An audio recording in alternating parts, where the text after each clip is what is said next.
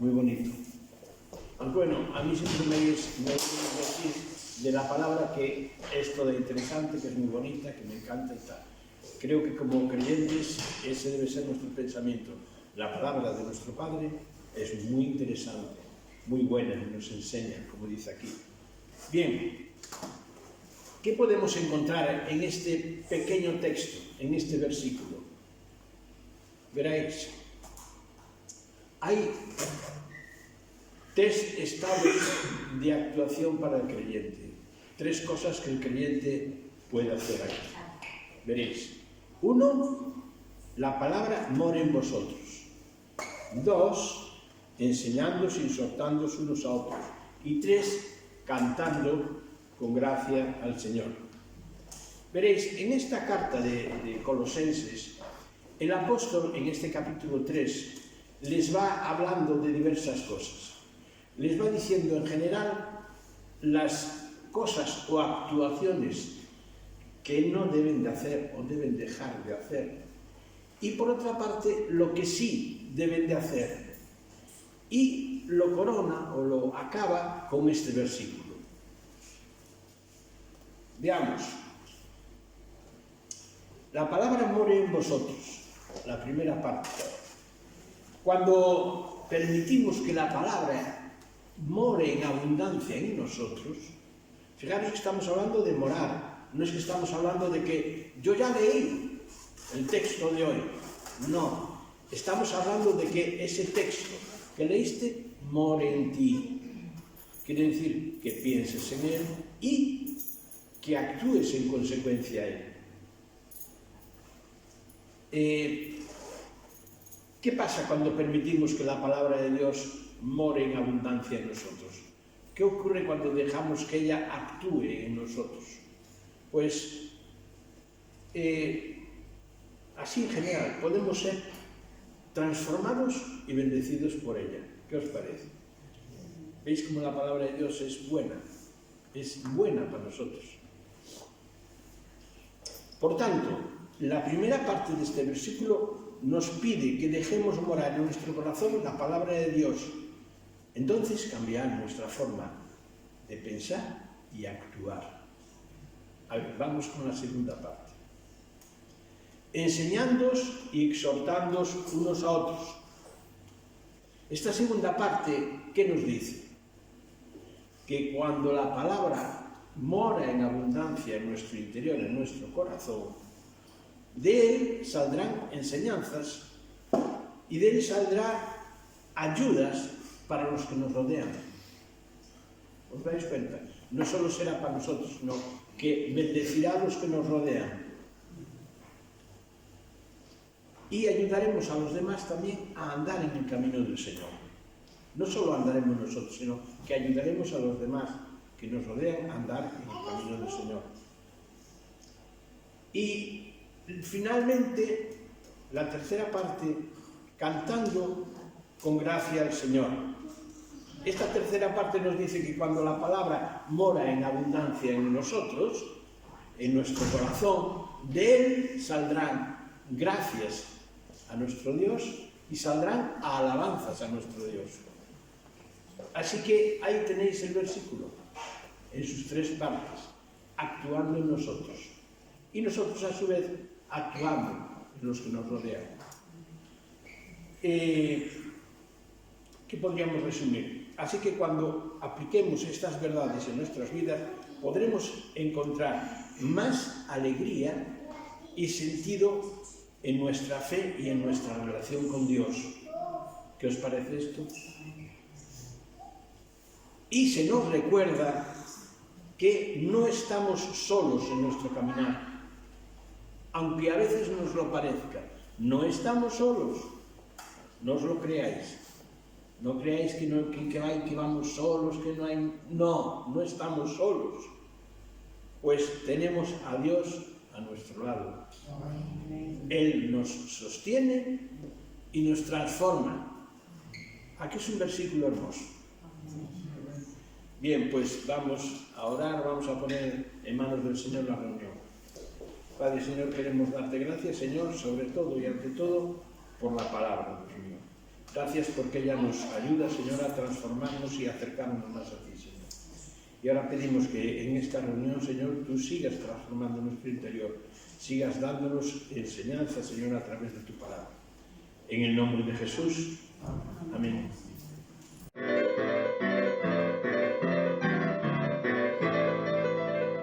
Buenos días. Buenos días. Guten Morgen. Alemán, vos queréis, aquí hay diversidad de idiomas. Bons días para os brasileiros e demais. Bon día, bon día. La semana que viene ya lo saben mejor. Eso espero. Queridos, ¿recordáis? El domingo pasado citábamos que la vida está llena de rosas. Y las rosas, pues, tienen sus espinas. Como hay hermosos aromas, hay hermosos pétalos, hay diversas flores, hay también problemas, hay esas espinas que tanto pinchan y tanto a veces se nos clavan. Y decíamos, ¿verdad?, que seguir el camino de Dios también está impregnado de momentos así. Nos gustaría que todo fuera no solamente de color, sino solamente la parte de arriba, pero la vida cristiana también tiene sus pinchos. Y el domingo pasado vimos 3 de esas espinas, los ataques. Vimos también que la vida cristiana es una vida con una montaña rusa en muchos momentos, y que también hay una espina que es la soledad, sobre todo cuando es una soledad impuesta. Pero a pesar de las espinas, también la rosa tiene pétalos, porque si no, esto no sería una rosa, sería un cardo borriquero o otra cosa, ¿no? Dios no nos hace pasar todo en espinas. Hay cristianos que les hables lo que les hables, ¡oh, qué dura es la vida, qué dura! Hay cristianos que en el cielo, permitidme la ironía, la primera semana no van a pasar fatal. ¿Sabéis por qué? Porque en el cielo no habrá lágrimas. Y están acostumbrados a vivir la vida, ¡ay, todo! Esto es un valle de lágrimas. Sí, hay lágrimas. Pero los valles existen porque hay montañas.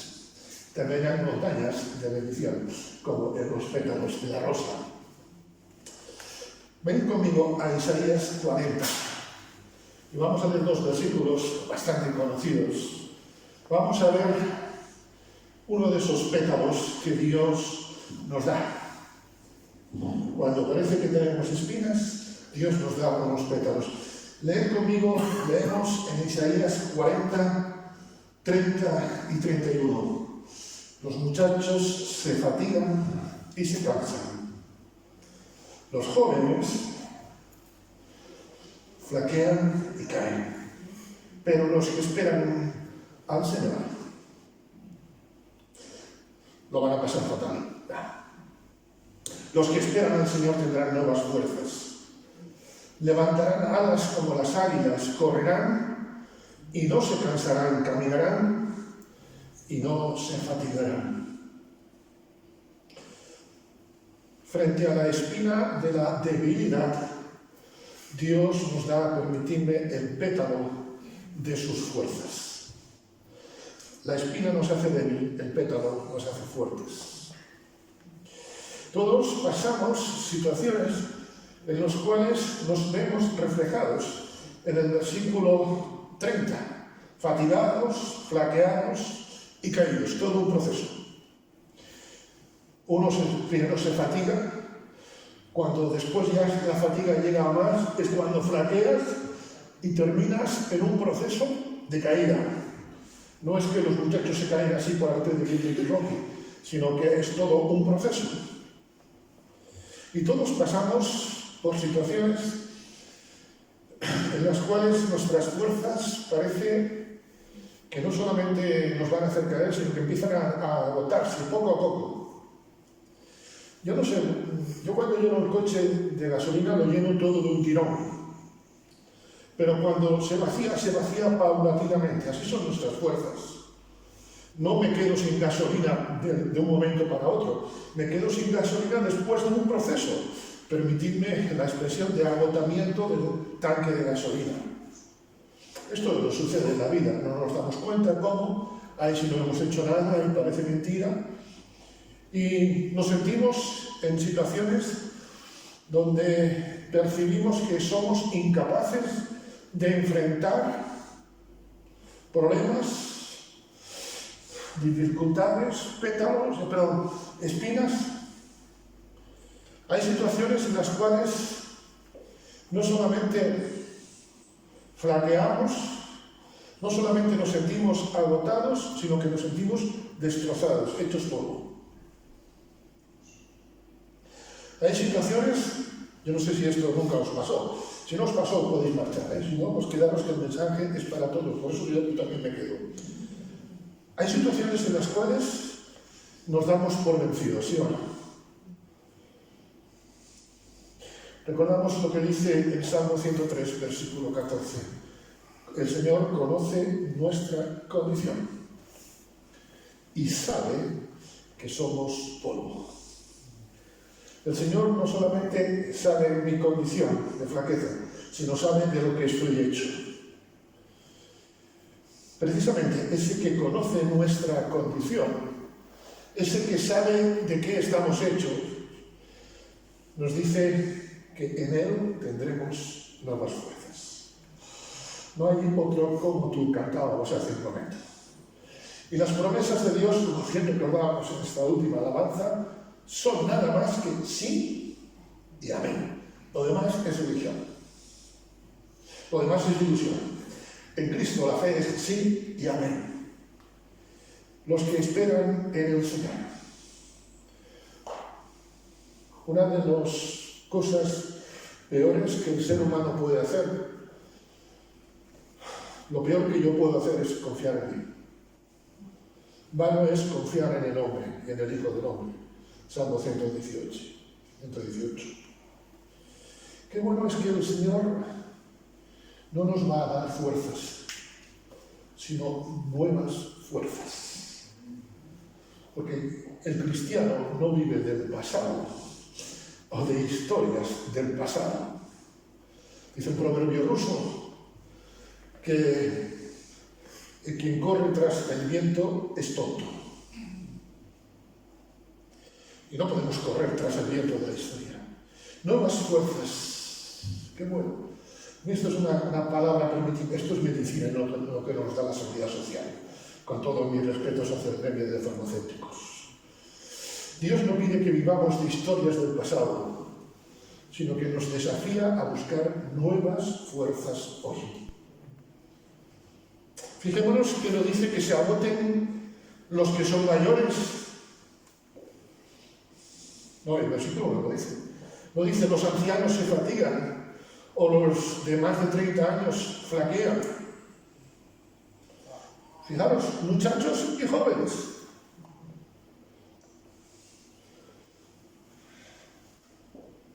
Se fatigan los que están en edad, digamos así, en teoría de más vitalidad. Todos estamos expuestos, tengamos la edad que tengamos, a sufrir agotamiento. Cada uno de los que estamos aquí estamos expuestos por nuestra naturaleza a sentirnos frustrados. Todos los que estamos aquí estamos expuestos a sentirnos ansiosos en algún momento. El apóstol dice, echando vuestra ansiedad sobre Él, porque Él tiene cuidado de vosotros. Qué difícil es echar las cosas. Cuando hemos cargado con frustraciones, cuando en nuestra mochila cargamos desesperación, cuando en nuestra mochila cargamos ansiedad, qué difícil es deshacernos de eso. Pero es que a veces nos hemos enamorado tanto de las espinas que nos olvidamos de los pétalos. Y el Señor dice, echando vuestra ansiedad sobre Él, porque Él tiene cuidado de vosotros, tiene pétalos para vosotros. Los jóvenes, los muchachos. Es curioso porque un joven, un muchacho, no vive del pasado. Un joven, un muchacho, aún nuestros niños no viven del pasado. El jueves orábamos en el culto de oración por ellos. ¿Tú has visto un niño que viva de historias del pasado? Yo no. Y si lo veis, avisad a los servicios de psiquiatría del hospital provincial. Un niño vive para el futuro. En Cristo vivimos para el futuro. Por eso ansiamos ir a su presencia. Porque nuestra vida, nuestra ciudadanía, que está en los cielos, es para ese futuro. Y vivimos para estar con el Señor, no de lo que estuvimos con el Señor. Y porque vivimos para el futuro, necesitamos la fuerza del Señor. Jesús dijo: separados de mí, hacéis todo lo que queréis. Separados de mí, nada podéis hacer. Y nada es cero absoluto. Y permitidme, menos mal que las nuevas fuerzas son de Dios y no son nuestras. Porque si fueran de nosotros, bueno, ya es que lo tendríamos, ¿verdad? Y con las fuerzas de Dios, con el pétalo de la bendición de Dios, con el aroma de su presencia, con la unción de su Espíritu Santo en nosotros, podemos enfrentar lo que sea necesario. Recordábamos el domingo pasado a Jeremías, cuando el Señor le dice: pelearán contra ti, pero no te vencerán porque eres guapo. Eso también lo somos nosotros, no. No te vencerán porque yo estoy contigo. Eso también está el Señor con nosotros. Con nuestro ánimo del pasado no podemos seguir al futuro. Necesitamos las fuerzas de Dios. Necesitamos el ánimo de Dios. Necesitamos la visión de Dios. Un viejo poema dice: una visión más clara los tuyos necesitan. Necesitamos las fuerzas de Dios, porque con eso cambiará nuestra perspectiva, nuestra visión, nuestras fuerzas. Porque al fin y al cabo, y esto lo dice el apóstol Pablo a la iglesia de Corinto, que menuda iglesia era, nosotros tenemos la mente de Cristo. Y si tenemos la mente de Cristo, tenemos que tener las fuerzas de Cristo. Con esas fuerzas podemos levantarnos, y como dice el profeta Joel en el capítulo 3, versículo 10, diga el débil: fuerte soy. Hermanos, tú y yo somos fuertes, porque el Señor está con nosotros y nos da nuevas fuerzas. Por eso no hay nadie como tú, no hay otro como tú, cantábamos. Bendito sea el Señor, gloria a su santo nombre. Ante todo eso puede surgir la pregunta: ¿y cómo me doy cuenta que necesito fuerzas? Vamos a la epístola del apóstol Santiago, capítulo 1 y versículo 5. Si alguno de vosotros tiene falta de sabiduría, pídala a Dios, el cual da a todos abundantemente sin reproche, y le será dada. Frente a la espina de nuestra ignorancia está el pétalo de la bendición divina.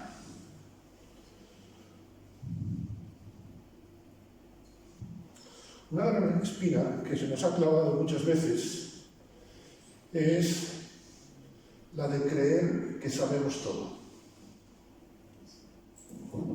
Y eso nos impide avanzar en el Evangelio, nos impide avanzar en el Señor.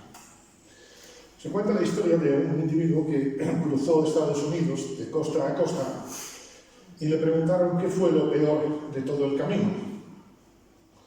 Las cuestas, las bajadas, los momentos de frío, de lluvia. Lo peor de todo fueron las piedras que se me metieron en el zapato. Y hasta que no se te quitan las piedras del zapato, mal asunto. Yo esta semana, solo ir con sandalias, esta semana estaba en un sitio donde no me podía quitar el zapato. No porque hubiese mal, no penséis, sino porque no era un sitio para descalzarme. Pero menudo ratito estuve con eso. Y después ya dices, bueno, total, ya está la piedra ahí que me voy a molestar. A veces creemos que lo sabemos todo y en vez de ser un pétalo es una espina eso. El orgullo humano nos lleva a creer que lo sabemos todo. Y permitidme decir una cosa, espero que nadie se ofenda, por favor, lo digo con todo el corazón. El orgullo cristiano evangélico a veces, el orgullo de creernos años, nos lleva a creer que lo sabemos todo y solamente pedimos ayuda para lo que no podemos hacer, no para lo que no entendemos. Lo que no entendemos lo juzgamos, prejuzgamos, condenamos, murmuramos. Se nos hablaba esta mañana de no orar por orar o por hacer un trámite. A veces confundimos memorizar versículos con conocer la palabra. Repito, a veces confundimos memorizar textos con conocer la palabra. ¿De qué vale memorizar textos? Y no digo que esté mal, por favor. ¿De qué vale memorizar textos si no aplicamos la palabra? Os conté alguna vez la anécdota de mi primer atentado de tortilla. Supe cómo se hacía la tortilla, recién casados. Las patatas, el huevo, la sal, la sartén, incluso casqué los huevos, porque ya hay que tener un nivel de desarrollo para eso tremendo, estando recién casado. Y yo recuerdo que hice todo como yo creía que mi madre hacía. Claro, estás recién casado, llevas un mes, quieres dártela de cocinero y te enteras cómo va el butano de casualidad, ¿no? Pero bueno. Marisa sí no tuvo problemas gástricos, pero os lo digo. Yo preparé todo, sabía cómo se hacía la tortilla, pero eché las patatas crudas. Además, en dados. Claro, cuando Marisa me vio haciendo aquello, dice, hombre, a lo mejor en tu tierra se hace así. Y yo, no, mi madre la hace así, bueno, y bueno, la tortilla de la madre de uno no sabe ninguna, ¿verdad? Me quedó un estupendo empaste de huevo con patata cruda. Bueno, no teníamos móviles como ahora, si no me hubiera hecho una foto a aquello y a la siguiente que ya me salió bien. Mira, yo tenía los conceptos claros, sabía todo lo que la tortilla necesitaba, hasta el huevo, la sal, todo, pero no supe, no quise aplicar ese concepto, ¿me entendéis? A veces me quedo, es que la palabra dice esto, me lo estoy aplicando. Es que la palabra dice esto y saco un texto de su contexto. Puedo decir, no, la Biblia dice que no hay Dios. Claro, mira. Pero es que estoy sacando un texto de su contexto. A veces confundimos memorizar textos con saber aplicar la palabra. Confundimos años en el Evangelio con madurez. Puedo llevar años en el Evangelio, si Dios lo permite, este mes hará 52 años que yo entregué mi vida al Señor, 54 años que entregué mi vida al Señor. Puedo llevar, conocí al Señor con 6 años, así que ya sabéis la edad que tengo, 18 y pico. Pero puedo llevar los años que sean, pero no haber madurado en el Evangelio. Confundimos años con madurez. Confundimos con pedir cosas. Confundimos pedir temas importantes a Dios con oración. Y si la oración es solamente pedir, entonces eso no es orar. La oración tiene parte de petición, obviamente, pero la oración es algo más. A veces somos ignorantes. Y sabemos si alguno tiene falta de sabiduría. ¿Sabes? Ese alguno, cuando Santiago lo dijo, estaba pensando en Jonathan. Y me dice, Jonathan, pide a Dios sabiduría. Hace años un hermano me dijo, pide a Dios que abra tus ojos para conocer nuevas realidades. Y yo lo pillé así, un poco de, bueno, esto es una locura de este hermano. Llegué a casa y me encuentro con este texto, me lo tomé en serio. Y fue un largo proceso pero Dios me ha abierto los ojos. Porque una de las cosas, y me falta mucho, os lo digo, es pedir al Señor cada día sabiduría. Pidamos al Señor, hermanos, que abra nuestros ojos. Hagamos nuestro el consejo dado por el Señor a la iglesia de la Odisea, allá en Apocalipsis 3:18. Te aconsejo que de mí compres oro refinado en fuego para que seas rico y vestiduras blancas para vestirte y que no se descubra la vergüenza de tu desnudez, y unge tus ojos con sabiduría tuya. Unge tus ojos con colirio para que veas. Unge tus ojos. El colirio es la palabra de Dios, es la presencia de Dios, es la comunión con Dios. Necesitamos pedir sabiduría a Dios. Necesitamos pedir sabiduría a Dios para orar conforme a la voluntad de Dios. Necesitamos pedir sabiduría a Dios para qué amistades escogemos. Hace ya unos años alguien me saluda: ¿no me conoce usted? Somos amigos en Facebook. Hoy se llama amigo como cualquiera. Necesitamos sabiduría al Señor para que el Señor nos indique qué hacer en cada momento. Si en las manos de Dios están mi vida, Salmo 31:15, si en las manos de Dios están mis tiempos, necesito consultar a Dios qué tiene en su mano para mí.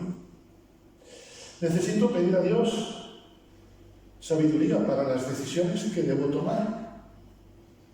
Puede ser de la familia. Hay situaciones donde todo se nos plantea y nos sentimos, volviendo al texto anterior, agotados porque no hemos pedido sabiduría. La sabiduría es lo más excelso que podemos tener. Escudo es la ciencia y escudo es el dinero, pero la sabiduría excede en que da vida a sus poseedores, dice Eclesiastés 7:12. La sabiduría da vida. Lo demás nos da nivel. Pero ¿de qué va el nivel si está muerto? Las batallas de la vida son ciertamente duras. Las batallas de la vida, estaréis de acuerdo conmigo, en que a veces son crueles. A veces son tan crueles como las espinas de la rosa. Pero con la sabiduría de Dios salimos triunfantes. Dice Moisés al pueblo de Israel. El libro de Deuteronomio es un libro, a mí, si queréis que os lo diga, de los más apasionantes, en el sentido de que veo un padre derramándose con sus hijos. Moisés, en sus discursos. Escucha con cuidado, fíjate qué consejo da Moisés. Escucha con cuidado todas estas palabras que te mando para que te vaya bien a ti y a tus hijos después de ti para siempre. Porque estarás haciendo lo que es bueno y justo delante del Señor tu Dios. A veces pedimos dejarle a nuestros hijos, a nuestros descendientes, un capital económico. Bueno, pues oye, si se puede, ¿por qué no? Pero hay un tesoro que es la sabiduría que podemos dejar, el ejemplo que podemos dejar a nuestros hijos, a nuestros sobrinos, a nuestros nietos. Así que recuerda, si tienes la espina de la ignorancia, pídele a Dios sabiduría que te dará el pétalo de su saber, de su sapiencia. Quizá estás pensando que la espina, como ya la tenemos de toda la vida, pero Dios te está diciendo que tienes el pétalo y se va a echar a perder. No temas, porque yo estoy contigo. No desmayes, porque yo soy tu Dios que te esfuerzo. Siempre te ayudaré, siempre te sustentaré con la diestra de mi justicia. Dice este libro de Isaías, capítulo 41, versículo 10. Frente a la espina de nuestra debilidad, Dios nos da el pétalo de su apoyo, de su sustento. Siempre te sustentaré. Qué bonito. La ayuda de los seres humanos, por muy buen corazón que tengan, siempre es limitada. La ayuda de los seres humanos, no sé si alguna vez has tenido que entrar, imagino que sí, a hacerte unas pruebas médicas y no puede entrar nadie contigo. Esto nos ha pasado más de una vez. Y yo tengo a Marisa que sé que, después se lo decís también, ¿vale? Sé que daría la vida por mí. Con él. Pero en ese momento ella no puede hacer nada. Mi madre, con mi problema asmático desde niño, se sacrificó cientos de veces y yo recuerdo oírle decir: no puedo hacer nada más por ti, hijo mío. Pero el Señor está con nosotros. Aunque ande en valle de sombra de muerte, no temeré, porque tú estarás conmigo. Somos seres limitados. Es más, somos seres incapaces de comprender totalmente a los demás. Los que lleváis algunos años de casados, es decir, 2 semanas o más, ¿verdad que a veces le dices a tu esposo o tu esposa que poco me conoces? ¿Sí o no? Algunos lleváis aquí ya creo que 3 semanas de casados, ya podéis tener cierta experiencia. Sí, a veces a mí me pasa. Intento comprender a mi esposo, ella me intenta comprender. Y luego termina ella con una frase científica: chico, yo no te entiendo. Dios me entiende. La ayuda de los demás es limitada e incluso temporal. Pero la ayuda de Dios es ilimitada y es eterna. Bendito sea el Señor. Por eso el salmista diría en el Salmo 60:11: vana es la ayuda de los hombres, por mucho que uno quiera hacer. No estoy diciendo que seamos indiferentes a los demás, pero Dios es el que nos ayuda completamente. Porque además, y para mí ha sido una bendición reflexionar en este aspecto, la ayuda de Dios no solamente es mayor, mejor, incomparable que la de los hombres, sino que es más grande de lo que yo imagino. La ayuda de Dios es más grande de lo que yo imagino. La ayuda, la presencia de Dios en tu vida es más grande de lo que tú puedes imaginar. Por eso nos interesa, permitidme si queréis decirlo así, nos interesa descubrir más a Dios. Pedirle al Señor que abra nuestra sabiduría. Vaya que estemos perdiéndonos cosas de su presencia. Como dice el apóstol Pablo allá en Efesios 3:20, Él es poderoso para hacer todo mucho más abundantemente de lo que pedimos o entendemos. Dios quiere hacer cosas en mi vida que yo no entiendo. Es que eso es el milagro. Si Dios hiciera las cosas que yo entiendo, entonces Dios no haría milagros en mi vida. Entonces yo no necesitaría permitirme la presencia de Dios. Pero necesito la presencia de Dios, porque su presencia es inigualable e insuperable. Por su Espíritu Santo, hoy el Señor sigue mirándonos a nosotros con misericordia e invitándonos a vivir la promesa que Jesús le dice a los apóstoles allá en Mateo 19:26. Mirándole, Jesús les dijo: para los hombres esto es imposible, pero para Dios todo es posible. A veces decimos, para Dios no hay nada imposible. Eso es un concepto a la mitad. Para Dios todo es posible. Hay que pensar en positivo. Es más, Dios no roza lo imposible. Dios supera lo imposible. Dios abarca lo imposible. Desde luego, no temas, porque yo estoy contigo. Siempre, siempre te ayudaré. Siempre te sustentaré. ¿Hasta qué punto estamos viviendo esta realidad? El apóstol Pablo, cuando escribe a la iglesia de Corintios, y quiero llevaros al cuarto pétalo de esta mañana, leo en 1 Corintios 15:57. Gracias sean dadas a Dios, que nos da la victoria por medio de nuestro Señor Jesucristo. Gracias sean dadas a Dios, quien nos da la victoria. Están diciéndoles a los corintios, vivís como derrotados muchas veces. Si yo doy gracias a Dios solamente cuando recibo la victoria, entonces soy educado. Pero si yo doy gracias a Dios por la victoria que Él me va a dar, eso es vivir por fe. Y recordáis, el justo por la fe vivirá. El justo no vive por los hechos consumados, sino por los hechos que se van a consumar. Todos alguna vez nos hemos sentido así, con la espina de la derrota, con la espina, como decía antes, del abandono, pero tenemos el pétalo de la presencia de Dios, de la victoria en Cristo. Todos alguna vez hemos sentido el deseo de abandonar. Este que está aquí delante más de una vez, os lo digo. Todos alguna vez hemos tenido el deseo de dejar las cosas. Todos alguna vez hemos sentido el deseo, las ganas, y ¿por qué no? Hemos dicho, tomo la decisión de dejar todo. Bueno, voy a decirlo en lenguaje sánscrito. Todos alguna vez hemos tenido ganas de darle una patada a todos, ¿sí o no?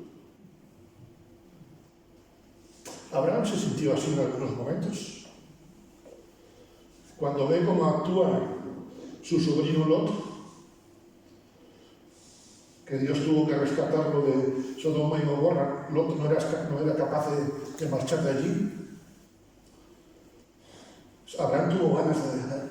¿Y quién no recuerda, lo citábamos no hace mucho, a Moisés, cuando mató al egipcio?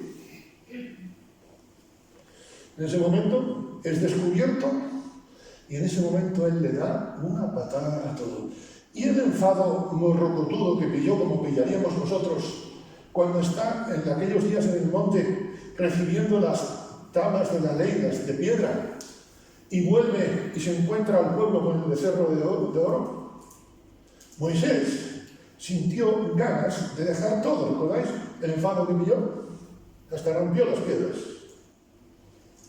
David, en un momento determinado, dice, seguramente es que el Señor, Jehová, el Señor quiere que deje el reino, cuando se ve agobiado, acosado, cercado por el golpe de estado de su hijo Absalón.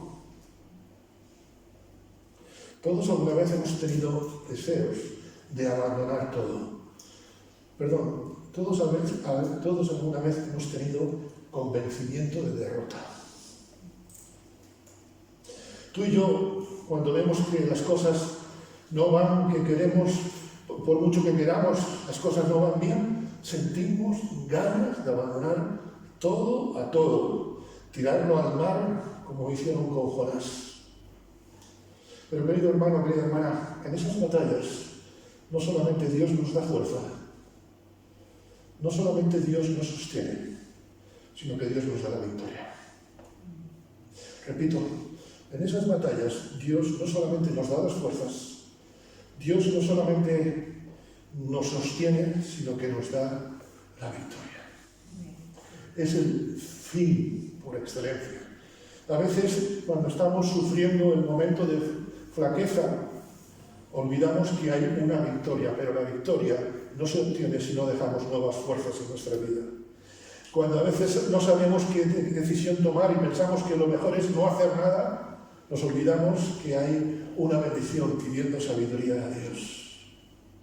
Hemos de estar no solamente dispuestos a luchar, hemos de estar no solamente dispuestos a no desmayar, sino a buscar la victoria.